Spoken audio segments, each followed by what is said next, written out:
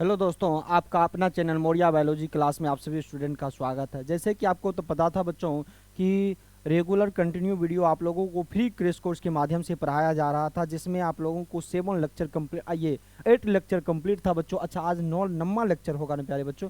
आप लोग इसको 9 कर लेंगे प्यारे बच्चों। कौन सा लेक्चर होगा? 9 लेक्चर होगा, क्योंकि 8 लेक्चर कंप्लीट था। हाँ, बिल्कुल इसको 9 बना लेंगे। तो आज का जो लेक्चर होगा प्यारे बच्चों, 9वां लेक्चर होगा, जिसमें कि आपको तीसरा चैप्टर का जो शॉर्ट क्वेश्चन लॉन्ग क्वेश्चन था उनको कराया जा रहा था।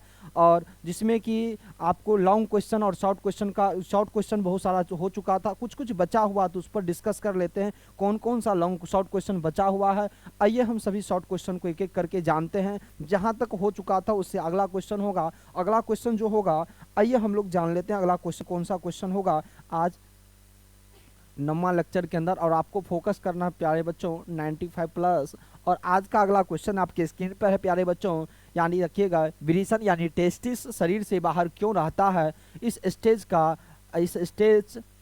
की महत्व है, क्या महत्व है, इस स्टेज का क्या महत्व है, हम लोग जानेंगे। क्यों रहता, क्या कारण है रहने का, इस बातों को हम एक एक करके समझेंगे। विरेचन शरीर से बाहर की बात करेंगे, यानी टेस्टिस जो होता है शरीर से बाहर क्यों होता, क्यों रहता है, और स्टेज का महत्व क्या है, आइए हम लोग समझेंगे। याद रखिएगा प्यारे बच्चों, टेस्टिस स्क्रोटम के अंदर स्थित होता है। स्क्रोटम एब्डोमिनल कैविटीज के बाहर दोनों जांघों के बीच स्थित होता है। याद रखिएगा बच्चों, नाम याद रखना है, स्क्रोटम एब्डोमिनल कैविटीज के बाहर दोनों जांघों के बीचों स्थित होता है। यह स्टेज, याद रखिएगा प्यारे बच्चों, ये स्पर्मेटोजेनेसिस की बात करेंगे। किसकी बात करेंगे? स्पर्मेटोजेनेसिस। स्पर्मेटोजेनेसिस के लिए उपयुक्त होता है। जो जो स्थान होता है प्यारे बच्चों, ये किसको बनाने के लिए ये क्या कहते हैं, स्टेज होता है, उपयुक्त माने जाते हैं। कहिएगा, स्पर्मेटोजेनेसिस को बनाने के लिए उपयुक्त माने जाते हैं, क्योंकि स्पर्मेटोजेनेसिस के लिए कितना डिग्री सेल्सियस तापमान की जरूरत पड़ता है प्यारे बच्चों? 35 डिग्री सेल्सियस ताप चाहिए, जो उसे शरीर से बाहर रहने पर मिल जाता। क्योंकि हम लोगों का जो बॉडी का टेम्परेचर है 37 डिग्री सेल्सियस, क्योंकि 37 डिग्री सेल्सियस तो चाहिए नहीं, बल्कि शरीर से कितना टेम्परेचर चाहिए? 2 से 3 डिग्री कम टेम्परेचर चाहिए। किसको? विरेचन को। इसलिए बॉडी से टेम्परेचर 2 से 3 डिग्री कितना एक्चुअल होगा? कहेंगे 35 डिग्री सेल्सियस टेम्परेचर होती है। क्या बनाने के लिए प्यारे बच्चों? यानी शुक्राणु को बनाने के लिए, स्पर्म को बनाने के लिए। इसीलिए इस क्वेश्चन को हमें जाने, शरीर से बाहर रहना होता है क्या बनाने के लिए प्यारे बच्चों? याद रखेंगे, हमें शुक्राणु बनाने के लिए। तो आपसे पूछा जा सकता है प्यारे बच्चों, जो टेस्टिस के अंदर जो स्पर्म बनता है, स्क्रोटम क्यों बाहर आता है? स्पर्म बनता है, इसलिए याद रखिएगा बॉडी के टेम्परेचर से कम होती है। इस बात को याद रखिएगा। कितना होती है? 35 डिग्री सेल्सियस। इस बात को याद रखेंगे प्यारे बच्चों। अगले क्वेश्चन की ओर बढ़ते हैं। अगला क्वेश्चन है प्यारे बच्चों, अगला क्वेश्चन है आपके स्क्रीन पर। अगला क्वेश्चन है दूसरा अगला, क्या प्रोस्टेट ग्लैंड को कभी कभी ओल्ड एज में क्यों निकालना पड़ता है? अजी आपसे पूछे प्यारे बच्चों कि प्रोस्टेट ग्लैंड को कभी कभी ओल्ड एज में क्यों निकालना पड़ता, क्या ऐसा कारण हो जाता है जो निकालना पड़ जाता है? आप लोग प्यारे बच्चों की अपने अपने ग्रुप में एक बार वीडियो को शेयर कर देंगे, लाइक भी कर देंगे। क्या आप लोगों को ये भी बताएंगे कमेंट बॉक्स में, क्या आप लोगों को क्लियर दिख रहा है या नहीं दिख रहा है प्यारे बच्चों? चलिए, क्योंकि आपको जो सब्जेक्टिव करना है प्यारे बच्चों, ये सब्जेक्टिव याद रखिएगा 90 प्लस पर फोकस कराती है। कब? 2024 के लिए। और याद रखें 95 प्लस पर फोकस कराती है। और याद रखिएगा बच्चों, प्यारे बच्चों, सभी जुड़े जब रहेंगे तो याद रखिएगा 95 प्लस तो जरूर 100% आएगा। इसीलिए सभी बच्चों इस क्वेश्चन को अच्छा से पढ़ेंगे और कॉपी पेन लेके बैठेंगे, ताकि सभी क्वेश्चन को लिखते भी चलेंगे। आइए इस क्वेश्चन को हम लोग डील करते हैं। ये क्वेश्चन क्या है? प्रोस्टेट ग्लैंड कभी कभी ओल्ड एज में बड़ा होकर, याद रखिए, बड़ा होकर मूत्र मार्ग की बात करेंगे। किसकी बात करेंगे? मूत्र मार्ग में रुकावट डाल देता है। अजी आपसे पूछा, ओल्ड एज में जो प्रोस्टेट ग्लैंड होता है प्यारे बच्चों, वो कभी कभी रुकावट डालने का कार्य करता है। क्या करता है? रुकावट डालने का कार्य करता है। ये रुकावट क्या होता है प्यारे बच्चों? ये रुकावट जो डालता है, ये रुकावट याद रखिएगा प्यारे बच्चों, क्या मूत्र मार्ग पर रुकावट डाल देता है, जिसे मूत्र निकलने में कठिनाई होती है। जिसे मूत्र निकलने में जो होता है बच्चों, जो कठिनाई होता है, जो पेशाब हम लोगों का होता है, वो कठिनाई हो जाता। कब? जब प्रोस्टेट ग्लैंड जो होता है, इसलिए ये बात याद रखिएगा बच्चों, मूत्र निकलने में कठिनाई होती है। ऐसी स्थिति आने पर प्रोस्टेट ग्लैंड को काट कर हटा दिया जाता है। क्या होता है? काट कर हटा दिया जाता है। इस बात को याद रखिएगा प्यारे बच्चों, ये बात आपको याद होनी चाहिए। 1 मिनट प्यारे बच्चों हमको टाइम देंगे, 1 मिनट हम आपसे, 1 मिनट में 20 से 25 सेकंड आपसे टाइम लेंगे, 1 मिनट प्यारे।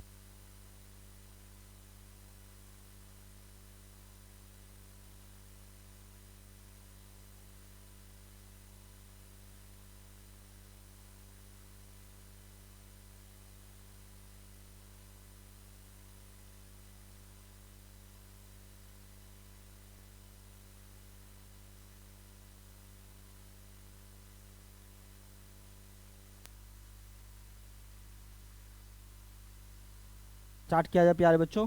तो याद रखिएगा क्यों बाहर निकालना पड़ता है, इस बात को याद रखिएगा। अगले क्वेश्चन की ओर बढ़ते हैं। अगला क्वेश्चन है प्यारे बच्चों आपके स्क्रीन पर, जो अगला क्वेश्चन है, इम्प्लांटेशन किसे कहते हैं, यह क्रिया कब शुरू होती है? इम्प्लांटेशन की बात करें, ये किसे कहते हैं और यह क्रिया कब शुरू होती है, इस बात को याद रखेंगे। तो याद रखिएगा प्यारे बच्चों, ब्लास्टोसिस्ट के गर्भाशय की दीवार में, किसकी बात करें? ब्लास्टोसिस्ट की। याद रखिएगा बच्चों, ब्लास्टोसिस्ट क्या होता है, हम आप लोगों को पढ़ाए थे। ब्लास्टोसिस्ट की बात करेंगे प्यारे बच्चों, तो ब्लास्टोसिस्ट की बात करेंगे। ब्लास्टोसिस्ट इस प्रकार से क्या होती है, ड्रॉ करते हैं, जिनके अंदर क्या होती है, संख्या कितना होती है, 32 होती है। और ये अवस्था ब्लास्टोसिस्ट गर्भाशय की दीवार में स्थापित होने की क्रिया रोपण, याद रखिएगा बच्चों, ओ रोपण होगा बच्चों, रोपण इम्प्लांटेशन कहलाती है। यह क्रिया निषेचन के कौनवें दिन, याद रखिएगा प्यारे बच्चों, 7वें दिन होता। कौन सा दिन होता? 7वें दिन होती है। यही गर्भकाल शुरू होता है। यहाँ आपसे पूछा जाए, जब ये 7वें दिन हो जाता तो यहीं से क्या हो जाता प्यारे बच्चों? गर्भकाल की शुरुआत हो जाती है। किसकी शुरुआत हो जाती है? गर्भकाल की शुरुआत हो जाती है। इस बात को याद रखना है। तो आपसे पूछा क्या जाएगा प्यारे बच्चों, किसे कहते हैं? तो याद रखिएगा कि ब्लास्टोसिस्ट के गर्भाशय की दीवार में स्थापित होने की क्रिया को इम्प्लांटेशन कहते हैं या कहलाती है। यह क्रिया निषेचन के कौन से दिन? कहिएगा 7वें दिन होती है, और यहीं से गर्भकाल शुरू हो जाता है। इस बात को याद रखिएगा प्यारे बच्चों। क्या आप सभी बच्चों बताएंगे क्या जबरदस्त लग रहा है या नहीं, अच्छा लग रहा है या नहीं, क्या आप लोगों को मजा आ रहा है या नहीं प्यारे बच्चों? आइए आप सभी बच्चों इस क्वेश्चन का स्क्रीनशॉट ले लेंगे प्यारे बच्चों। चलिए अगले क्वेश्चन की ओर बढ़ते हैं। अगला क्वेश्चन आपके स्क्रीन पर है प्यारे बच्चों। अगला क्वेश्चन आपके स्क्रीन पर है, जो कि इस लेक्चर का लास्ट क्वेश्चन हो सकता है प्यारे बच्चों। ज़्यादा नहीं कराएंगे, कम से ही कम कराएंगे, क्योंकि आपको कम से कम ही करा के क्या करना है बच्चों, 95 प्लस दिलवाना है। तो याद रखिएगा आज का लेक्चर का लास्ट क्वेश्चन है प्यारे बच्चों, रक्त का कार्य बताएं। किसकी कार्य की बात करें? रक्त का कार्य बताएं। किसकी कार्य बताएं? रक्त का। याद रखिएगा प्यारे बच्चों, रक्त का क्या कार्य हो सकता है? और याद रखिएगा प्यारे बच्चों, रक्त नहीं होगा हमारे जीवन में, हमारे बॉडी के अंदर, तो हम लोग काम नहीं कर सकते, क्योंकि रक्त हमारे बॉडी के लिए बहुत ज़्यादा इंपॉर्टेंट चीज़ होती है। और याद रखें, आप लोग सभी बच्चों कमेंट बॉक्स में बताएंगे कि रक्त हम लोगों के बॉडी में मेल में कितना लीटर होता है और फीमेल में कितना लीटर होता है, और रक्त कहाँ बनता है, इस बात को कमेंट बॉक्स में बताएंगे सभी प्यारे बच्चों। आइए पहला पॉइंट है, यह शरीर का तापमान बनाए रखता है। कौन? रक्त की बात करें तो। दूसरा पॉइंट हमें जानेंगे, रक्त में पाए जाने वाला WBC का full form white blood cell होती है। क्या होती है बच्चों? व्हाइट ब्लड सेल होती है। शरीर को रोगों के संरक्षण से बचाता है। और तीसरा पॉइंट है, रक्त में पाया जाने वाला RBC O2 तथा CO2 का स्थानांतरण करने का कार्य करती है। और ये बात याद रखिएगा बच्चों, प्योर के साथ कुछ अनप्योर भी होता है, अनप्योर के साथ कुछ प्योर भी होता है। याद रखिएगा, CO2 के साथ O2 भी होता है, O2 के साथ कुछ CO2 अपवाद एक्सेप्शन के तौर पर देखा जाता है प्यारे बच्चों। तो ये क्वेश्चन याद रखिएगा सभी बच्चों। तो आज का जो लेक्चर था प्यारे, ये नहीं बच्चों, और कुछ क्वेश्चन कर लेते हैं, और कुछ क्वेश्चन बचा हुआ, आइए देख लेते हैं, और कुछ क्वेश्चन कर लेते हैं, जो है सबको कर लेते हैं, देख लेते हैं। अब आप लोगों को 2 क्वेश्चन 3 क्वेश्चन, हाँ 2 क्वेश्चन और बचा हुआ। आइए आइए आइए आइए, चलिए 2 क्वेश्चन और होगा प्यारे बच्चों, 2 क्वेश्चन करा देते हैं। आइए चलिए अगला क्वेश्चन आपके स्क्रीन पर प्यारे बच्चों, कॉर्पस ल्यूटियम का क्या कार्य है, किसकी बात करें, कॉर्पस ल्यूटियम का कार्य पूछा जाता, किसका कार्य पूछा जाता प्यारे बच्चों, कॉर्पस ल्यूटियम का कार्य पूछा जाता है। आइए हम लोग जानेंगे प्यारे बच्चों, कॉर्पस ल्यूटियम यह एक अस्थाई रचना है। क्या मानेंगे हम इनको, एक अस्थाई रचना मानेंगे। क्या मानेंगे इनको, एक अस्थाई रचना है जिसकी उत्पत्ति ग्राफियन फॉलिकल से अंडो उत्सर्ग होगा, अंडो उत्सर्ग के बाद होता है बच्चों। इनमें एक पीत वर्णक होता, क्या होता, पीत वर्णक पाया जाता है और पीत वर्णक देखने को मिलता है, याद रखिएगा, जिसे हम लोग ल्यूटीन कहा जाता है, ल्यूटीन कहते हैं या ल्यूटिनाइजिंग भी हम लोग इनको कह सकते हैं। इसका मुख्य काम मादा में गर्भ हेतु प्रोजेस्टेरोन स्रावित करना होता है। इसका मुख्य काम क्या होता है बच्चों, गर्भ हेतु क्या करना होता, प्रोजेस्टेरोन हार्मोन को स्रावित करना होता है। इस बात को याद रखिएगा। किसकी बात करें प्यारे बच्चों, याद रखेंगे कॉर्पस ल्यूटियम की बात करेंगे। किसकी बात करेंगे प्यारे बच्चों, कॉर्पस ल्यूटियम की बात करेंगे।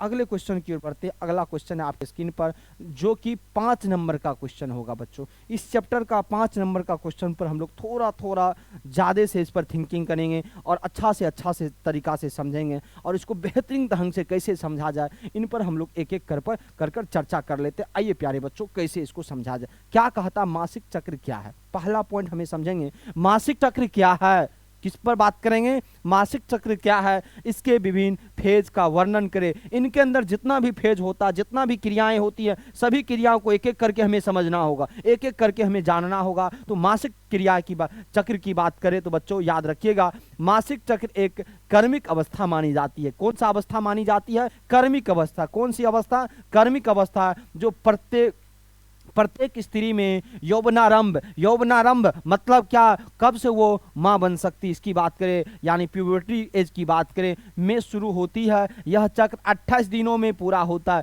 कितना दिनों में प्यारे बच्चों पूरा होता है, 28 दिनों में। यह चक्र 13 से 14 वर्ष में शुरू होता है और 40 से 45 वर्ष तक चलता रहता है। ये चक्र, मासिक चक्र की क्रियाएं पूछा जाए तो प्यारे बच्चों, तो ये हुआ मासिक चक्र की पूर्णता क्या है, इन पर हम लोग फोकस कर लिए। अब हम बात करते हैं, 4 फेज होता है इनमें। कितना फेज होता है बच्चों, 4 फेज के बारे में जानेंगे। मासिक चक्र का कितना फेज होता है, 4 फेज। चारों फेजों को हम एक एक करके समझेंगे। आइए चारों फेज में पहला फेज क्या है प्यारे बच्चों, पहला फेज आपके स्क्रीन पर है। क्या है, हम आइए जानते हैं। प्री ओव्यूलेशन फेज की बात करें, प्री ओव्यूलेशन चरण की बात करें, क्या होता है आइए हम लोग जानेंगे। यह फेज 1 से 12वें दिन तक चलता है। ये फेज जो पहला बच्चों फेज जो चलता है, 1 से कितने दिनों तक चलता है, तो कहिएगा 1 से, याद रखिएगा, 12 दिनों तक चलता है। यह नए चक्र की शुरुआत है। यहाँ से जो होता है नए चक्र की शुरुआत होता है। इस फेज में FSH के स्रावन से, याद रखिएगा, ओवरियन फॉलिकल के वृद्धि होने लगती है तथा ओवम का फॉर्मेशन शुरू हो जाती है। यहाँ से क्या होता बच्चों, ओवम का क्या होता, फॉर्मेशन चालू हो जाता, निर्माण होना चालू हो जाता, बनना चालू हो जाता इस फेज में। तो याद रखिएगा प्यारे बच्चों, इस फेज से बनना चालू हो जाता है, इस बात को याद रखेंगे। ओवम फॉलिकल सेल से घिर जाता है। किससे घिर जाता है, फॉलिकल सेल से घिर जाता है। अब इसे क्या कहते हैं बच्चों, इराफ्योन फॉलिकल कहते हैं। आपसे पूछा जाएगा, इराफ्योन फॉलिकल कहते हैं। अब इसे याद रखिएगा, एस्ट्रोजन हार्मोन निकलता। अब इससे कौन सा हार्मोन निकलने लगता, एस्ट्रोजन नामक हार्मोन निकलने लगता। कौन सा फेज, पहला फेज की बात करें, जिससे फलोपियन ट्यूब की दीवार मोटी संवहित हो जाती है। आपसे पूछा जाएगा, संवहित होने लगता है या संवहित होने लगता है। इस हार्मोन की मात्रा बढ़ने से FSH का स्तर घट जाता। जब ये हार्मोन जब बढ़ने लगेगा तो किसका स्तर को घटा देगा प्यारे बच्चों, कहिएगा FSH हार्मोन का स्तर को घटा देगा। आप सभी बच्चों FSH का फुल फॉर्म कमेंट बॉक्स में बताएंगे कि FSH का फुल फॉर्म क्या होता है। जब प्यूटरी ग्रंथि से LH हार्मोन स्रावित होता और ओवम ओवरी की दीवार की तरफ जाने लगता। एक बात और याद रखिएगा, जब प्यूटरी ग्लैंड ग्रंथि से एलएच हार्मोन का स्रावन, कौन सा हार्मोन, एलएच हार्मोन का यानी स्राव होता है और ओवम ओवरी की दीवार की तरफ जाने लगता, कहाँ जाने लगता, ओवरी की दीवार की ओर बढ़ने लगता, जाने लगता। इस बात को याद रखिएगा। ये कौन सा फेज की बात करें प्यारे बच्चों, ये पहला फेज है। आपको 5 नंबर में पूछा जाएगा तो आपको कहेगा पूरा फेजों के बारे में, सभी फेजों को वर्णन करे, तो आपको पहला फेज इस तरीका से लिखना पड़ेगा प्यारे बच्चों, तो याद रखिएगा। अगला पॉइंट हम चलते हैं, अगला फेज आपके स्क्रीन पर है। अगला फेज के बारे में हम लोग जानेंगे। अगला फेज है क्या, डिम ग्रंथि की बात करेंगे, ओव्यूलेटरी फेज की बात करेंगे। क्या होता है डिम ग्रंथि, डिम चरण की बात करें। इस फेज में एलएच हार्मोन का स्तर बढ़ने पर क्या होता है, ग्राफियन फॉलिकल, जब एलएच हार्मोन का स्रावन स्तर बढ़ने लगता है तेजी से, तो याद रखिएगा प्यारे बच्चों, ग्राफियन फॉलिकल फटने लगता है, फट जाता है तथा एग ओवम ओवरी से बाहर आ जाता। किससे, ओवरी से, यानी एग यानी ओवम किससे बाहर आ जाता है, ओवरी से बाहर आ जाता। यह फेज 13वें से 14वें दिन तक चलता है। ये फेज कब से कब तक चलता है प्यारे बच्चों, 13 से 14वें दिन तक ये फेज चलता है। तो आपसे पूछा जाएगा प्यारे बच्चों दूसरा फेज में क्या क्रियाएं होती है, तो इस क्रियाओं को याद रखना। अब हम आगे बढ़ते हैं, चौथा फेज की बात करें, तीसरा फेज की बात करें, पोस्ट ओव्यूलेशन फेज की बात करेंगे, ओव्यूलेशन के बाद के चरण की बात करेंगे, क्या होती है इस पर हम लोग चर्चा कर लेते एक एक करके। आइए, इस फेज में प्यारे बच्चों ओवम फ्लोपियन ट्यूब के, याद रखिएगा, एम्फुला क्षेत्र से 15वें दिन से 24वें दिन तक क्या होता रहता है, कौन कौन दिन से, 15वें से लेकर 24वें दिन तक देखने को मिलता है। और स्पर्म की प्रतिरक्षा, याद रखिएगा यहाँ प्रतिरक्षा होगा बच्चों, प्रतिरक्षा करता है। जब निषेचन की बात करेंगे, किसकी बात करेंगे, निषेचन नहीं होती है, तो निषेचन नहीं होती है तो 24वें दिन क्या होता है प्यारे बच्चों, दिन कॉर्पस लुटियम सिकुड़ कर, याद रखिएगा कॉर्पस, अब किसकी बात, कॉर्पस एल्बिकेस में बदल जाता है। किस में बदल जाता है, एल्बिकेस में बदल जाता है। कब, जब निषेचन की क्रिया नहीं होती है। तो आपको प्यारे बच्चों पूछा जाएगा, कोई भी माँ है जब, या कोई फीमेल बॉडी है बच्चों, फीमेल की बात करें तो याद रखिएगा प्रत्येक मंथ की बात करें प्यारे बच्चों, हर मंथ क्या होता, कॉर्पस लुटियम का निर्माण होता। किसका निर्माण हो, ये क्या करता है, सॉरी कॉर्पस लुटियम निषेचन की क्रियाएं करती है, यानी मासिक चक्र की क्रियाएं होती है। तो हर मंथ क्या होता प्यारे बच्चों, मासिक चक्र की क्रियाएं होती है। और लास्ट स्टेज जो तीसरा स्टेज, इनमें जब निषेचन की क्रिया नहीं होती है, जो कॉर्पस लुटियम होता वो क्या होता, सिकुड़ कर क्या हो जाता प्यारे बच्चों, याद रखेंगे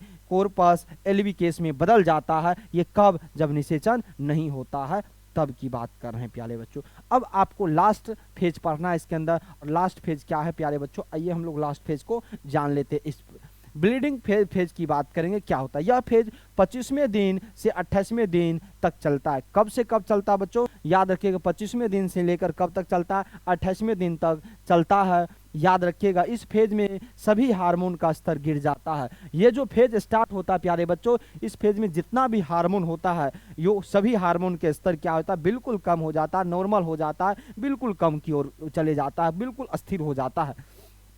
धीरे धीरे अनिषेचन की बात करेंगे, ओवम फॉलिकल सेल या क्लोटिंग ब्लड की बात करें, ब्लड याद रखिएगा वेजिनल ओपनिंग का रास्ते बाहर निकल आता है। आपसे पूछा जाएगा वेजिना वाले हिस्सा जो रास्ता होता है ओपनिंग का रास्ते बाहर निकल जाता है। यह याद रखिएगा, यह आपसे पूछा जाएगा, यह क्रिया 4 दिन तक चलती है। आपसे पूछा जाएगा प्यारे बच्चों, यह जो होता है 4 दिन तक चलता, कब तक चलता, 4 दिन चलता। इस फेज की समाप्ति के बाद या समाप्ति के बाद पुनः नए चक्र की शुरुआत होती है। जो ये क्रियाएं होती है, ये जब समाप्त हो जाती है, ये क्रियाएं चालू होने के बाद, ये क्रियाएं जब समाप्त हो जाती है तो याद रखिएगा प्यारे बच्चों, इसकी क्रियाएं फिर से जब चालू हो जाता है, फिर से शुरुआत होने लगता है और एक नए चक्र के रूप में प्राप्त होता है। तो ये बच्चों, प्यारे बच्चों, ये 5 नंबर में आपको पूछा जा सकता है। 5 नंबर का क्वेश्चन था और 5 नंबर क्वेश्चन को भी आप लोग देख लेंगे। ये आपको पहला इस चैप्टर का पहला 5 नंबर क्वेश्चन हम इससे पहले भी कुछ कराए थे, ये दूसरा या तीसरा होगा प्यारे बच्चों। तो याद रखिएगा ये बहुत ज़्यादा इंपॉर्टेंट है, जो कि आपको फोकस कितना पर करना है, 95 पर। और याद रखिएगा बच्चों, ये सभी क्वेश्चन जब आपका पहला चैप्टर का ये तीसरा चैप्टर का कर लेंगे तो तीसरा चैप्टर से एक भी ऐसा क्वेश्चन नहीं है जो आपको नहीं बनेगा प्यारे बच्चों। तो सभी क्वेश्चन को आप इसी तरीक़ा से कंप्लीट कर लेंगे ताकि आपको किसी प्रकार की समस्या नहीं होगा। तो फिर हम आप लोगों के साथ नेक्स्ट लेक्चर में, अगला लेक्चर में जो फ्री क्रेश कोर्स का लेक्चर है उसमें मिलते हैं। तब तक के लिए सभी बच्चों को ओके बाय।